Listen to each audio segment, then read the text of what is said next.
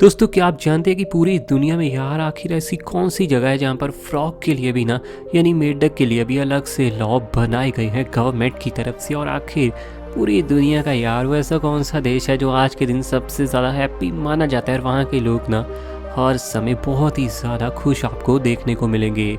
इन सभी कमाल खास और लाजवाब सवालों का जवाब आज इस वीडियो में आपको आपका दोस्त रॉक फैक्ट देने वाला है। तो चलिए यार वीडियो में आखिर तक बने रहना और साथ ही कोल्ड ड्रिंक पॉपकॉर्न अभी से तैयार रखो। Open eye, feel the waves cut through me, hypnotized.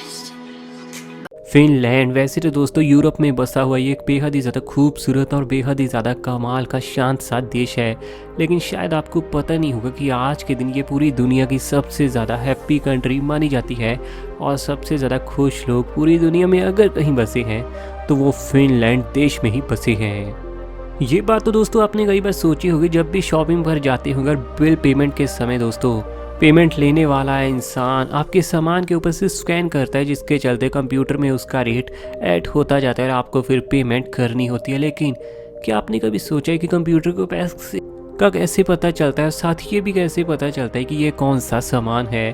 क्या आपने सोचा है कि ये सब कैसे संभव है? तो दरअसल दोस्तों ये कमाल की चीज़ संभव हो पाती है इस बार कोड के चलते। ये जो लाइंस होती है इन्हीं के अंदर दोस्तों उस सामान की पूरी हर डिटेल छिपी होती है। इस बार कोड के अंदर दोस्तों उस चीज़ की हर डिटेल पे होती है और साथ ही दोस्तों उसका प्राइस भी इसी के चलते दोस्तों कंप्यूटर हर चीज़ को झट से पहचान लेता है।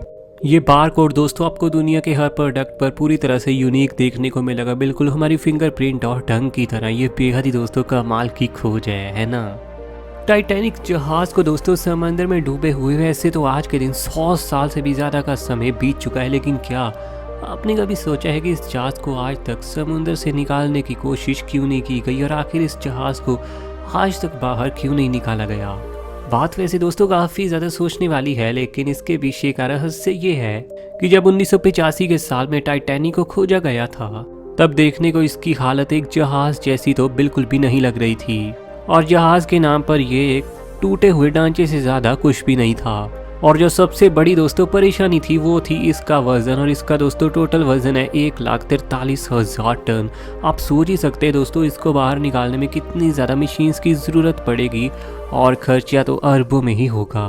और अगर इसको बाहर निकाल भी लिया जाए तब भी दोस्तों फ़ायदा तो कोई होना नहीं है, इसीलिए आज तक इसको बाहर निकालने की कभी कोशिश की ही नहीं गई। 3,750 मीटर की गहराई से दोस्तों इस जहाज को निकालना सही में लोहे के चने चबाने जैसे काम के बराबर है। हालांकि ऐसा नहीं है कि दोस्तों इस जहाज को निकालने के लिए कभी प्लान नहीं बने, इसको बाहर निकालने के लिए कई प्लान बने, लेकिन हर बार कोई भी प्लान बहुत ही ज़्यादा सक्सेसफुल नहीं रहा, जिसके चलते आज तक इसे निकाला नहीं जा सका।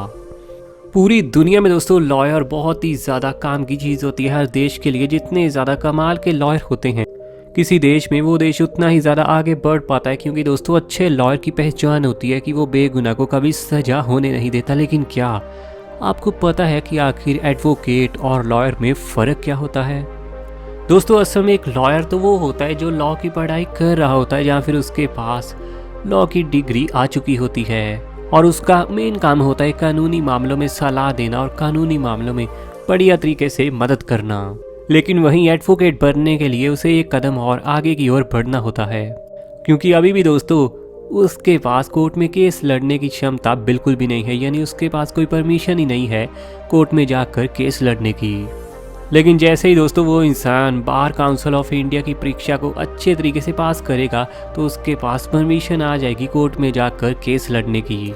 और केस लड़ने के बाद ही दोस्तों जो एक लॉयर होता है वो एडवोकेट कहलाता है। तो अब मैं जान चुका हूँ कि आप समझ ही चुके होंगे दोस्तों एडवोकेट और लॉयर के बीच में फ़र्क। ये दोस्तों काफ़ी ज़रूरी है किसी के लिए भी जानना, क्योंकि आज के दिन तो वैसे भी हमारे देश में एडवोकेट और लॉयर्स की काफ़ी ज़्यादा कमी चली रही है। इंडिया में दोस्तों सभी स्कूल्स की बसेस का रंग आपको पीला यानी येलो ही देखने को मिलेगा, लेकिन दुनिया के और भी बहुत सारे देशों में आपको स्कूल बसेस का रंग येलो यानी पीला ही देखने को मिलेगा, चाहे आप अमेरिका की बात करें या फिर बात हो कनाडा की। लेकिन दोस्तों क्या आपने कभी गौर से सोचा, दिमाग लगाया है कि आखिर स्कूल के बच्चों की जो बस होती है ये हमेशा येलो रंग की ही क्यों होती है? दरअसल इनके पीले रंग के पीछे ना एक बहुत बड़ी सूझबूझ वाली बात है। पीला रंग दोस्तों ऐसा माना गया है साइंस के द्वारा भी कि ये सबसे ज़्यादा किसी की भी आंखों में चमक कर सबसे पहले आता है।